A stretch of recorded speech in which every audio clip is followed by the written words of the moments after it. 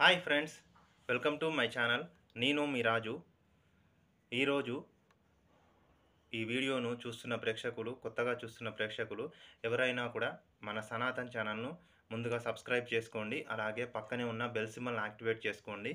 Bell సింబల్ని activate చేసుకుంటే నేను చేస్తున్న లేటెస్ట్ వీడియోలు మీకు అప్డేట్ నోటిఫికేషన్ లాగా వస్తూ ఉంటాయి. ఈరోజు మీకు నేను చెప్పాలనుకున్న విషయము భారతదేశంలో 3 ముఖ్యమైన జీవనదులు, హిమాలయ పర్వతాలలో పుట్టినటువంటి 3 ముఖ్యమైన జీవనదులు. ఒకటి సింధు నది, రెండవది బ్రహ్మపుత్ర నది, మూడవది గంగా నది. ఈ 3 జీవనదులను మనము మన పక్కన దేశం అయినటువంటి పాకిస్తాన్కు, బంగ్లాదేశ్కు ఎందుకు ఆపుతున్నామన్న విషయాన్ని, నీటిని ఆపుతున్నామన్న విషయాన్ని ఫుల్ వీడియోను చేస్తున్నాను. ఈ వీడియో ఎక్కడ స్కిప్ చేయకుండా పూర్తిగా చూడండి. చూస్తే మీకు ఎందుకు భారతదేశము ఈ 3 నదుల నీళ్లు ఆపపోతుంది పాకిస్తాన్కు, బంగ్లాదేశ్కు అనే విషయము మీకు ఒక అవగాహన అనేది వస్తూ ఉంటుంది. అలాగే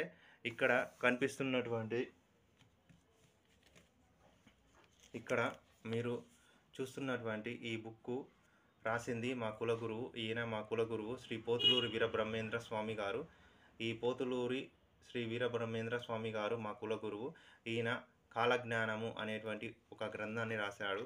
కాలజ్ఞానంలో మనకు భూత, భవిష్యత్, వర్తమాన కాలాలు అంటే ఈ కలియుగంలో ఇంతకుముందు జరిగినటువంటి విషయాలు, జరుగుతున్న విషయాలు, జరగబోతున్న విషయాలు అనేటువంటి పూర్తిగా ఒక అవగాహన రావడానికి, అర్థం చేసుకోవడానికి అనేది మా కులగురువు శ్రీ పోతులూరి వీరబ్రహ్మేంద్ర స్వామి గారు కాలజ్ఞానం అనే ఈ గ్రంథాన్ని రాయడం జరిగింది.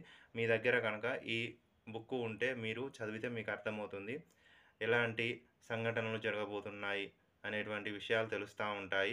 ఇక విషయంలోకి వెళ్తే, ఆపరేషన్ సింధూర్ తర్వాత అంటే ఈ సంవత్సరము 2025వ సంవత్సరంలో మే నెలలో 4 రోజులు 7, 8, 9, 10 మే 7, 8, 9, 10 4 రోజులు పాకిస్తాన్ పైన యుద్ధం చేయడం జరిగింది. యుద్ధం చేయడం వలన పాకిస్తాన్లో ఉన్నటువంటి ఎయిర్ ఫోర్సు, నావీ మొదలైనటువంటి శత్రు శిబిరాలను భారతదేశము పూర్తిగా ధ్వంసం చేయడం జరిగింది.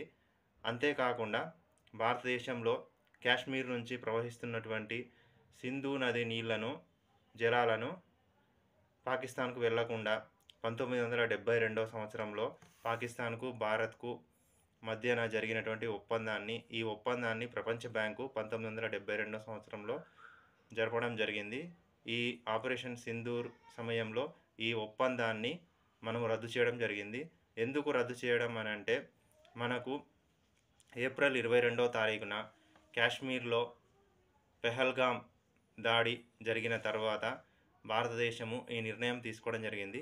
ఏప్రిల్ 22వ తేదీన పెహల్గామ్ అనేటువంటి ఒక పర్యాటక ప్రదేశంలో 26 మందిని, అమాయకులైనటువంటి 26 మందిని పర్యాటకులను మిలిటరీ వేషాలలో, అంటే మిలిటరీ దుస్తులు వేసుకొని, ఆర్మీ దుస్తులు వేసుకొని ఇక్కడికి వచ్చి, పెహల్గామ్కు వచ్చి అమాయకులైన 26 మంది టూరిస్టులను, పర్యాటకులను పాకిస్తాన్ ఉగ్రవాదులు అన్యాయంగా చంపడం జరిగింది. దానికి ప్రతిచర్యగా భారతదేశము ఈ సింధు నది జలాలను 1972వ సంవత్సరంలో సిమ్లాలో భారత్కు, పాకిస్తాన్కు మధ్య జరిగినటువంటి ఈ సింధు నది జలాలను రద్దు చేయడం జరిగింది.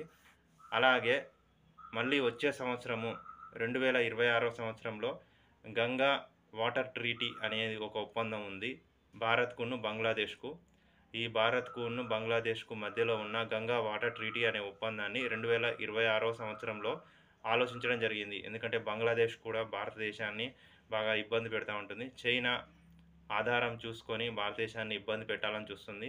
ఈ పరిస్థితిని మనము ఎదుర్కోవడానికి భారతదేశం కూడా వచ్చే సంవత్సరము 2026వ సంవత్సరంలో ఈ గంగా వాటర్ ట్రీటీని ఏ విధంగా రద్దు చేయాలా వద్దా అన్న విషయము ఆలోచిస్తూ ఉంది. ప్రస్తుతానికి ఇంకా ఎలాంటి ఇన్ఫర్మేషన్ రాలేదు. వచ్చే సంవత్సరం తెలుస్తూ ఉంటుంది.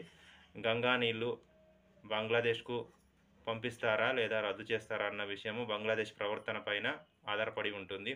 ఎందుకు ఇప్పుడు భారతదేశము ఈ నది జలాలను ముఖ్య ప్రాధాన్యత కలిగి ఉంది. అలాగే ఇంకా ఒక ముఖ్యమైనది నది హిమాలయ పర్వతాలలో పుట్టినటువంటి ఒక ముఖ్యమైన నది బ్రహ్మపుత్ర నది. టిబెట్‌లో పుట్టి చైనాలో ప్రవహించి, చైనాలో నుంచి అరుణాచల్‌లో ఒక యూటర్న్ తీసుకొని మన అరుణాచల్‌కు వచ్చి అక్కడి నుంచి అస్సాము, ఆ విధంగా మళ్ళీ తిరిగి బంగ్లాదేశ్‌లో ప్రవహిస్తూ గంగా నదిని కలిసి చివరికి బంగాళాఖాతంలో కలుస్తా ఉంటుంది. ఈ బ్రహ్మపుత్ర నది పైన చైనా అరుణాచల్‌కు దగ్గరలో ఒక పెద్ద డ్యామ్ అనేది కట్టడం జరుగుతుంది. 3 గోజియస్ డ్యామ్ కన్నా చాలా పెద్దది. అంటే 3 గోజియస్ డ్యామే చాలా పెద్దది. దానికన్నా 3 రెట్లు ఎక్కువ నీటిని నిల్వ చేయగలిగినటువంటి పెద్ద డ్యామ్‌ను కట్టుతోంది. దీనికి కారణం ఏంటిదంటే భారతదేశానికి నీళ్లు రాకుండా ఆపాలన్న ఉద్దేశంతోని చైనా ఈ విధంగా కడతా ఉంటుంది. అందుకు ప్రతిచర్యగా భారతదేశము అరుణాచల్‌లో ఒక మెగా ప్రాజెక్టు 10,000 వాల్ట్ అంటే 10,000 మెగా వోల్టేజ్ మెగావాట్ 10,000 మెగావాట్ విద్యుత్ శక్తిని ఉత్పత్తి చేసేటువంటి ఒక అద్భుతమైనటువంటి ప్రాజెక్టు అరుణాచల్ ప్రదేశ్‌లో కట్టడం జరుగుతుంది. ఈ ప్రాజెక్టు పూర్తయితే భారతదేశంలో కట్టినటువంటి అతిపెద్ద కాంక్రీట్ ప్రాజెక్ట్ అవుతుంది.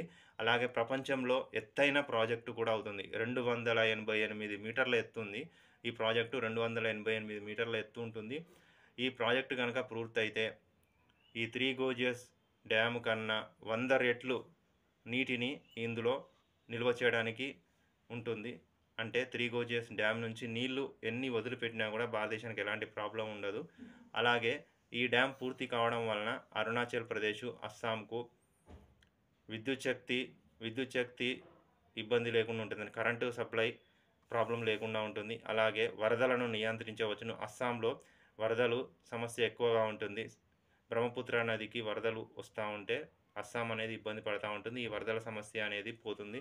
ఇంకొకటి మూడవది, ఈ వరద నీటిని ఆపడం ద్వారా ఆ నీటిని వ్యవసాయానికి, తాగునీటికి, ఇంకా ఇతర అవసరాలకు ఉపయోగించవచ్చును.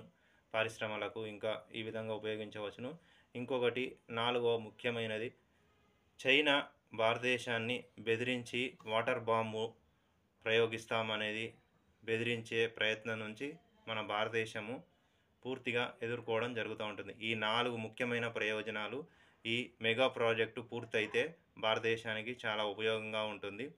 అలాగే మన భారతదేశం కూడా ఇందుకు తగ్గట్టుగా నది నీటిని ఏ విధంగా ఉపయోగించుకోవాలన్న విషయాన్ని బాగా ఆలోచిస్తూ ఉంటుంది. ఎందుకు భారతదేశము ఇప్పుడు నది నీటిని ఎక్కువగా ఉపయోగించుకోవాలని ఆలోచన చేస్తుందంటే, ప్రస్తుతము భారతదేశ జనాభా 150 కోట్లు ఉంది. ఈ 150 కోట్ల జనాభాకు భారతదేశంలో నీటి అవసరం చాలా ఎక్కువగా ఉంటుంది. సింధు నది నీటిని కాశ్మీరు, హర్యానా, పంజాబు, రాజస్థాను రాష్ట్రాలకు అవసరం ఉంది. అలాగే ఇక్కడ బ్రహ్మపుత్ర నది నీటిని అరుణాచల్, అస్సాము, ఇంకా మిగిలిన రాష్ట్రాలకు, బీహారు ఈ విధంగా ఉపయోగించుకోవడానికి అవకాశం ఉంటుంది. అలాగే భారతదేశంలో గంగా నది నీటిని కూడా ఉపయోగించుకోవడానికి, బెంగాల్లో గంగా నది నీటిని ఉపయోగించుకోవడానికి కూడా ఇంకా ఎక్కువ ప్రాజెక్టులు కట్టే ఆలోచనలో ఉంది.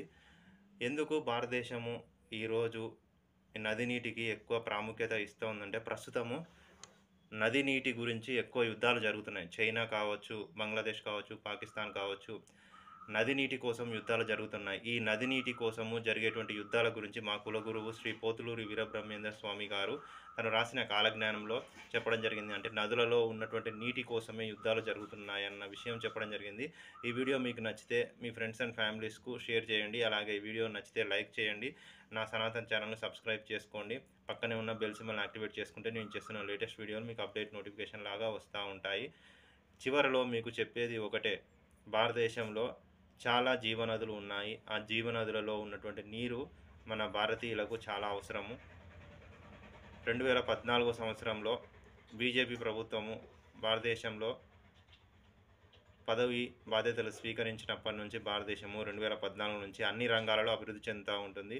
వ్యవసాయ రంగం కావచ్చు, పారిశ్రామిక రంగం కావచ్చు, విద్య, వైద్యము, రక్షణ, అన్ని రంగాలలో చాలా వేగంగా అభివృద్ధి చెందుతుంది. ఇప్పటికీ 11 సంవత్సరాల్లో చాలా అభివృద్ధి చెందడం జరిగింది. 2014కు ముందు భారతదేశము ఆర్థికంగా 11వ స్థానంలో ఉండేది. కానీ ఇప్పుడు ప్రస్తుతానికి 2024 సంవత్సరంలో ఆ 11వ స్థానం నుంచి 4వ అతిపెద్ద ఆర్థిక వ్యవస్థగా మారింది.